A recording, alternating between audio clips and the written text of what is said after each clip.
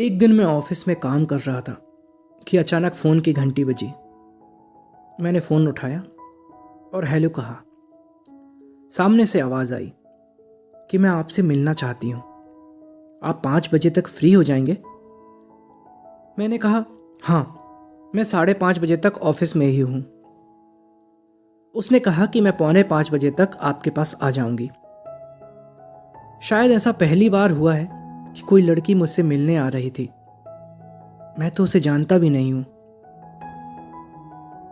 शायद ये पल जीवन में पहली बार आ रहा है। तो मैंने जल्दी जल्दी अपना काम निपटाना शुरू कर दिया और चपरासी को बुलाया और कुछ पैसे देकर कहा कि 5 बजे 2 ठंडे और कुछ बिस्कुट ले आना।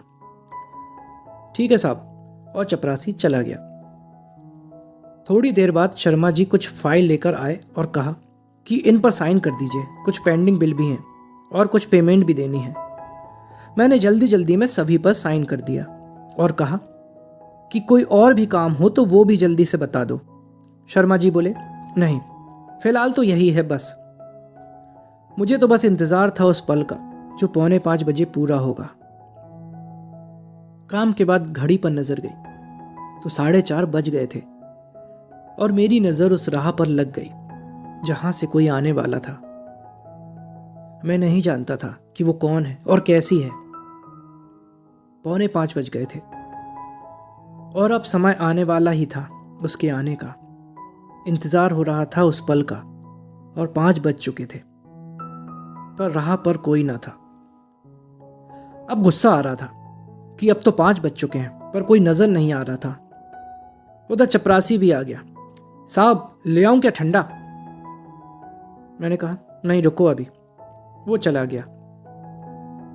5:15 बज गए और गुस्सा अपने चरम पर पहुंच चुका था। ये कोई मजाक है? क्या हम यहां पर खाली बैठे हैं उसके इंतजार में? पता नहीं कितने ख्याल दिमाग में आ रहे थे।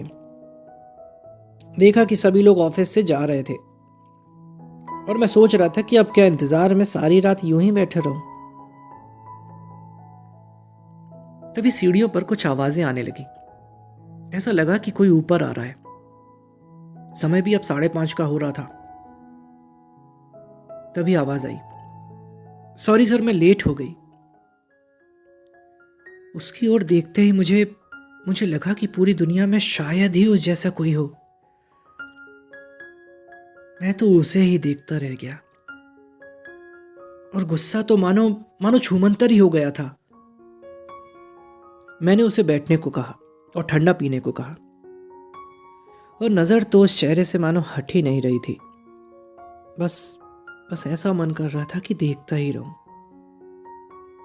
पूरे ऑफिस में एक ऐसी सुगंध फैलती जा रही थी कि मेरे दिमाग में ये जानने की कोशिश चल रही थी कि ये कौन से फूल की खुशबू हो सकती है।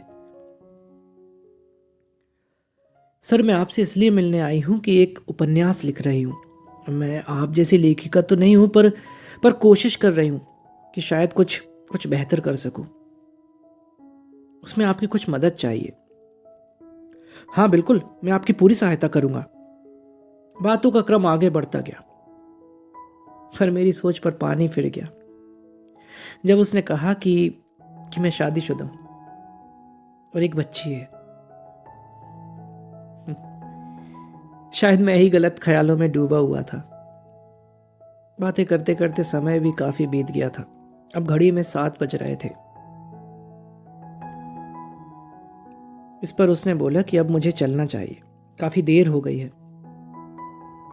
मैंने कहा कि आप कैसे जाएंगी? आपको बस स्टैंड तक ड्रॉप कर दूं या आप चली जाएंगी? उसने कहा कि मैं चली जाऊंगी। फिर वो बस स्टैंड की ओर चली गई और मैं भी अपनी उदासी लिए अपने घर की ओर चल दिया। शायद कुछ पल अपने जीवन में ऐसे आते हैं जो अपनी छाप छोड़ जाते हैं और ये जिंदगी तो यूं ही चलती रहती है। तो दोस्तों, शायद आपको भी किसी के साथ हुई एक छोटी सी मुलाकात जरूर याद होगी। तो दोस्तों, अगर आपको भी ये छोटी सी मुलाकात पसंद आई हो तो इसे एक लाइक जरूर करें। आपका एक लाइक हमें प्रोत्साहित करता है आगे भी ऐसी और अच्छी कहानियां आप तक पहुंचाने के लिए। और सब्सक्राइब करें अपने इस चैनल को ताकि मेरी हर कहानी सबसे पहले आप तक पहुंचे। Thank you.